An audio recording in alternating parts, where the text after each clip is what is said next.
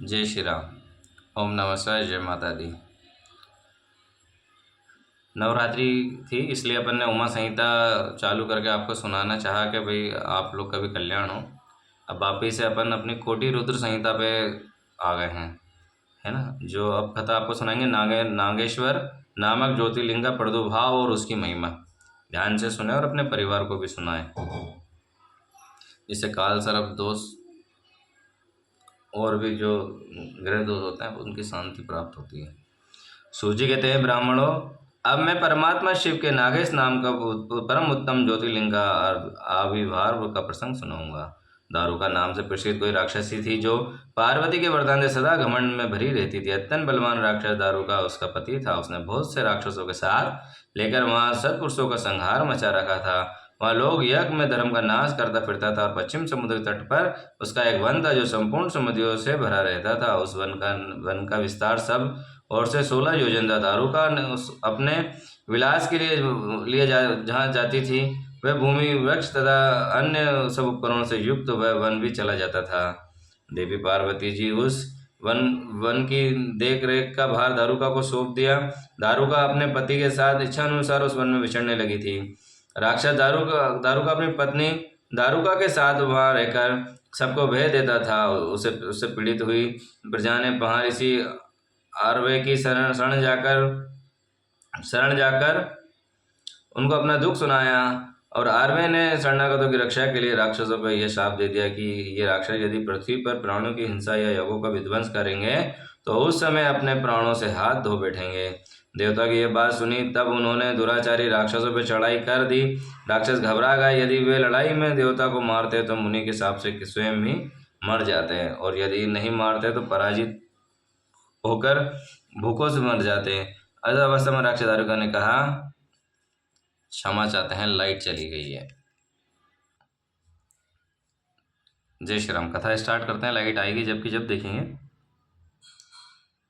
वरदान से सारे वन को जहाँ चाहूँ ले जा सकती हूँ, यो कहकर वे समझ वन को जो कर त्यों ले जाकर समुद्र जा बसी। राक्षसों ने पृथ्वी पर न रहकर जल में निर्भय रहने लगे और वहाँ प्राणियों को पीड़ा देने लगे। एक बार बहुत सी नावें उधर आई निकली और जो मनुष्य से भरी थी। राक्षसों ने उनमें बैठे सभी लोगों को पकड़ लिया और बेड़ियों से बांधकर कारागार में डाल दिया और उन्हें बारंबार धमकियां देने लगे। उनमें सुप्रिय नाम से प्रसिद्ध एक वैश्य था जो उसका दल सरदार था। वह बड़ा ही सदाचारी और भस्म रुद्राक्षधारी तथा भगवान शिव का परम भक्त था। सुप्रिय शिव की पूजा किए बिना भोजन नहीं करता था और वह स्वयं तो शंकर का पूजन करता ही था और बहुत से अपने साथियों को भी उसने शिव की पूजा सिखा दी थी। फिर सब लोग ओम नमः शिवाय नमः शिवाय नमः शिवाय नमः शिवाय नमः शिवाय का मंत्र का जप कर और शंकर जी का ध्यान करने लगे। सुप्रियो को भगवान शिव का दर्शन भी होता था। दारुका राक्षसों को जब इस बात का पता लगा तब उसने आकर सुप्रियो को धमकाया और उसके साथी राक्षसों को सुप्रियो को मारने दौड़ा। उन राक्षसों को आया देख सुप्रियो ने नेत्र भय से कतार हो गए और बड़े प्रेम से शिव का चिंतन करके उनके नामों का जप करने लगा। वह कहने लगा, वेशपति ने कहा, देवेश्वर शंकर मेरी रक्षा कीजिए, मेरी रक्षा कीजिए, मेरी रक्षा कीजिए। कल्याणकारी त्रिलोकनाथ दुष्ट हंता भक्त वत्सल शिव हमें इस दुष्ट से बचाइए बचाइए बचाइए। आप हम सबके सर्वस्व हैं। प्रभु मैं आपका हूँ, आपके अधीन हूँ। आप ही सदा मेरे जीवन के प्राण हैं, प्राण हैं, प्राण हैं। सूर्य कहते हैं सुप्रिय इस प्रकार प्रार्थना करने पर शंकर जी एक विवर से निकल पड़े। उनके साथ ही 4 दरवाजों का एक उत्तम मंदिर भी प्रकट हो गया। उसके मध्य भाग में अद्भुत ज्योतिर्लिंग शिवलिंग प्रकाशित हो गया। उसके साथ शिव परिवार सब लोग विद्यमान थे। सुप्रिय उनका दर्शन करके पूजा किया। पूजित होने पर भगवान शंभु ने प्रसन्न हो स्वयं पशुपात शास्त्र लेकर प्रधान राक्षसों को उनके सारे उपकरणों तथा सेवकों को भी तत्काल नष्ट कर दिया और उन दुष्टता हंत शंकर ने अपने भक्त सुप्रिय की रक्षा की। तब पश्चात अद्भुत लीला करने वाले और लीला से शरीर धारण करने वाले शंभु ने उस वन को यह वर दिया कि आज से इस वन में सदा ब्राह्मण क्षत्रिय वैश्य और शूद्र इन चारों वर्णों का धर्म का पालन हो। यह श्रेष्ठ मुनि निवास करें और तमोगुणी राक्षस इसमें कभी न आए। शिव धर्म के उपदेश से प्रचारक और प्रवर्तक लोग इसमें निवास करें। सूर्य कहते हैं, इस समय राक्षसी दारुका ने दिन चित्त से देवी पार्वती जी की स्तुति की और देवी पार्वती प्रसन्न हो गई और बोली, बताओ तेरा क्या कार्य करो। उसने कहा, मेरे वंश की रक्षा कीजिए, रक्षा कीजिए। देवी बोली, मैं सच कहती हूँ, तेरे कुल की रक्षा करूंगी। ऐसा कहकर देवी भगवान शिव से बोली, नाथ, आपकी ये बात युग के अंत में सच्ची होगी, तब तक तमसी षष्ठी भी रहे, ऐसा मेरा विचार है। मैं भी आप ही की हूँ और आपके आश्रय में रहती हूँ। अंत मेरी बात को प्रमाणित सत्य कीजिए। राक्षसी दारू का देवी है, मेरी शक्ति है, राक्षसियों में बलिष्ठ है।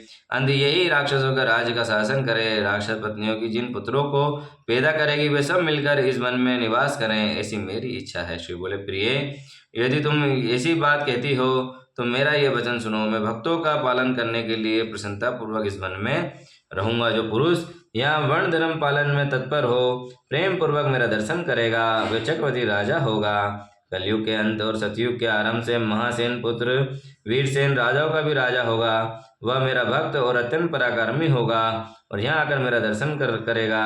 दर्शन करते ही वे चक्रवर्ती सम्राट हो जाएगा। सूत जी कहते हैं, ब्राह्मणों, इसी प्रकार बड़ी बड़ी लीला करने वाले दंपति परास्पर हास्य युक्त वार्तालाप करके स्वयं वहाँ स्थित हो गए और ज्योतिर्लिंग स्वरूप महादेव जी वहाँ नागेश्वर कहलाए और शिवा देवी नागेश्वरी के नाम से विख्यात हुई। ये दोनों ही सत्पुरुषों को प्रिय हैं। इस प्रकार जो ज्योतियों के स्वामी नागेश्वर नामक महादेव जी का ज्योतिर्लिंग रूप में प्रकट हुए। वे तीनों लोकों में संपूर्ण कामना को सदा संपूर्ण करने वाला है। जो प्रतिदिन आदर पूर्वक नागेश्वर प्रादुर्भाव का ये प्रसंग सुनता है, वे बुद्धिमान मानव महापातकों को नाश करने वाला संपूर्ण मनोरथ को प्राप्त कर लेता है। बोलो नागेश्वर महाराज की जय, नागेश्वरी माता की जय, उमापति महादेव की जय, कालोकाल महाकाल की, लक्ष्मी नारायण भगवान की जय। आज आपको नागेश्वर महादेव की कथा सुना दी, नागेश्वर ज्योतिर्लिंग की। कल आपको रामेश्वर नामक ज्योतिर्लिंग की आविर्भाव का कथा सुनाएंगे। ठीक है। राधे राधे, जय श्री राम, जय माता दी, जय हो महाकाल बाबा।